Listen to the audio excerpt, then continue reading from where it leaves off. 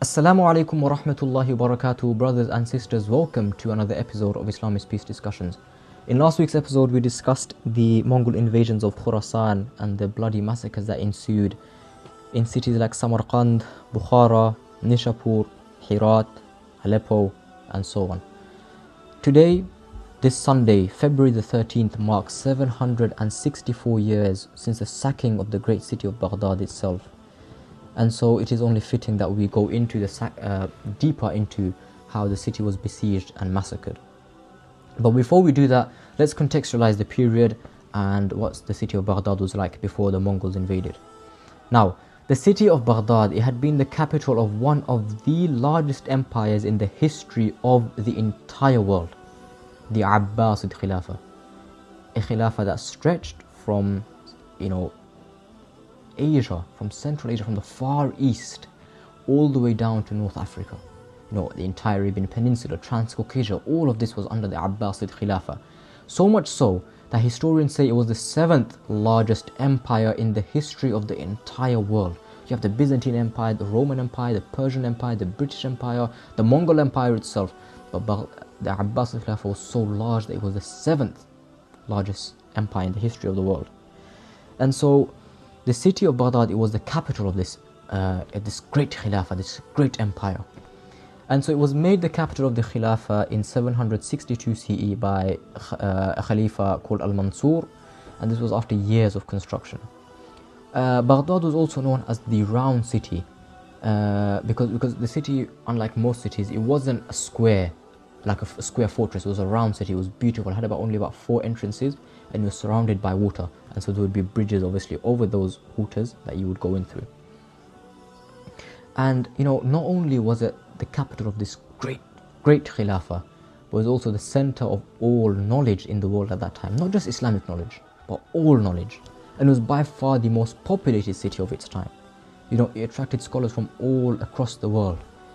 And obviously, attracting all Muslim scholars, it facilitated great advancements in Islamic knowledge, but also advancements in science too. The Darul Hikmah, for example, it was the biggest, the House of Wisdom it's called in English. It was the biggest library in the world, and was built in the 830s. And this attracted more and more interest from worldwide scholars, not just Muslims, Christians and Jews as well. And what's amazing about it is that it facilitated the preservation of Greek philosophy. One of the main reasons that Greek philosophy was preserved was because of the city of Baghdad and the knowledge that was there. Because the Byzantine Empire and all the empire, Constantinople and things, they were in huge decline. And so they weren't, the hubs of knowledge as they were anymore, as they were previously. And so Baghdad was what facilitated the preservation of Greek philosophy, as Greek philosophy was translated to Arabic. And just to give you a bit more information, some scholars who lived and researched in Baghdad, Al-Khwarizmi, the inventor, the one who found algebra, who created algebra, Ibn al-Haytham and Ibn Sina, all these, they were in Baghdad. These are some of the most reputable scholars in the history of Islam, and these were all in Baghdad. So to summarize what I've just said, Baghdad allowed for the preservation of many of the ancient philosophical works and discovery of many new others. So what happened to this great city? Let's get down to the invasion of the Mongols. The Mongols first turned their attention to the Muslim world in the 1220s, and they started to conquer the Khwarizmians, as I mentioned in last week's episode. However, after Genghis Khan died, the expansion continued, and Hulagu Khan was appointed to continue this expansion into the Muslim land. And the sources say that he raised an army of 100,000 men to 150,000 men. Some even go up to 400,000 men to embark on this campaign. And so after rapidly conquering one Muslim city and after another, he finally reached Baghdad in January of 1258. And they began to lay siege to Baghdad. And Baghdad, it received little reinforcement because obviously the entire Muslim world was pretty much massacred, in flames at this time. It was burning, it was being pillaged by the Mongols. And so it was ill prepared for a siege against the full might of the Mongol Empire. If you go by the more extravagant sources, you got 400,000 men. And by the 5th of February, most of Baghdad's defenses were destroyed.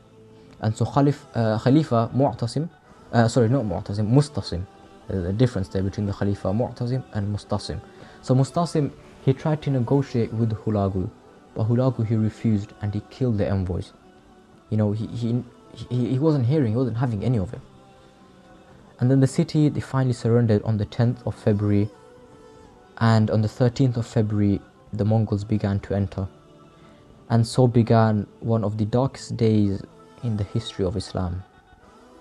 You know, not a single one of the 1 million inhabitants were allowed to escape. Some say even more inhabitants were there, but even if you go with 1 million, not a single person was allowed to escape.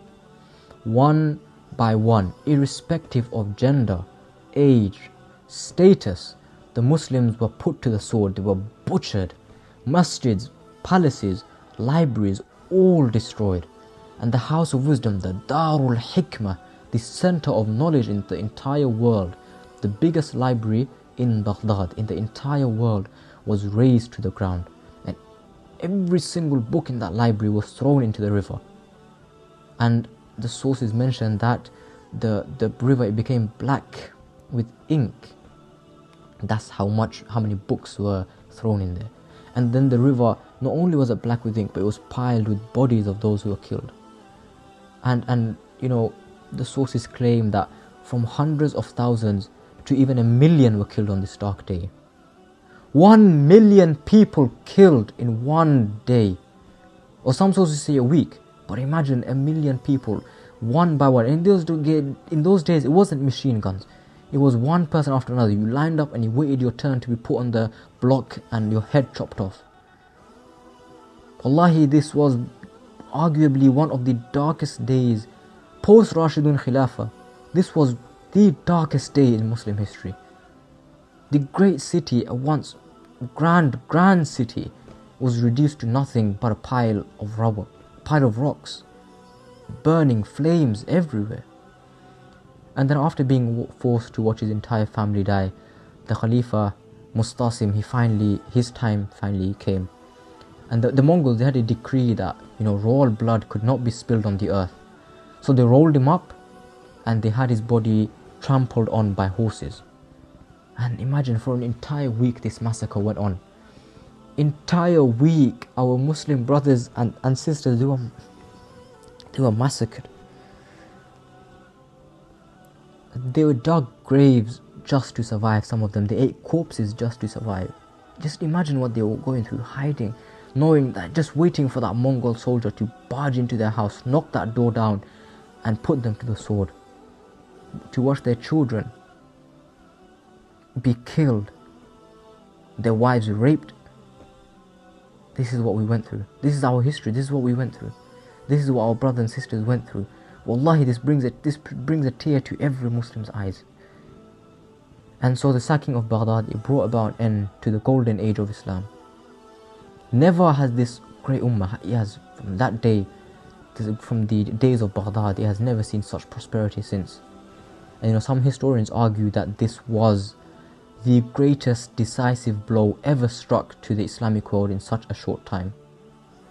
And regardless of if it was or not, we know that sacking of Baghdad, it was one of the darkest days in the history of our great ummah. 1 million people killed, masjids destroyed, libraries burnt, centuries of knowledge thrown away. And you know, it is something that we all have to, wallahi, we have to remember this. And you know, yes, there are other massacres in history that we know. You know, they tell us in school, there's Battle of Somme, Stalingrad in World War II, D-Day, the invasions of Normandy in World War II, and so on, so many. And I'm not discrediting from the barbarity of any of these. But sacking of Baghdad, it is our dark hour. It is something that has left a mark on our heart, on the hearts of every single Muslim. And it's something that we can never, ever, ever forget. But this will be the final point, that even though this great city was sacked, the entire Muslim world was pillaged. On the same year that Baghdad was sacked, Allah sowed the seeds of the establishment of the next great state, the Dawla Uthmaniyya, the Ottoman Empire. On this same year, Osman was born, and he would put things in motion. He would take the cause. He would take upon himself as his duty to fight these Mongols and to, you know, create the Islamic Empire up from scratch once again. And the story from this is that, you know, we complain about everything today, but there were people who didn't complain. You know, Osman, he didn't complain about, oh, this guy doing this, the Mongols doing this to us, we can't even do this, we can't. No, he took it upon his duty. He united his people and pushed them. He pointed the bigger goal towards them. They were a group of farmers, but he pointed out the bigger goal, that look at us, look at our state. We are going to unite and we are going to create an empire, a state once again. And the Dawla Uthmaniyya was born and would last for another, 700 years. And it would be the forefront, it would carry the banner of Islam all the way until its demise in 1918. So please, my brothers and sisters, do learn about the city of Baghdad, especially today. It is a day of mourning for us, and it's a day that our hearts are, there's a stain on our hearts, and our hearts cry today because of what happened to us 764 years ago. Wassalamu alaikum wa rahmatullahi wa barakatuh.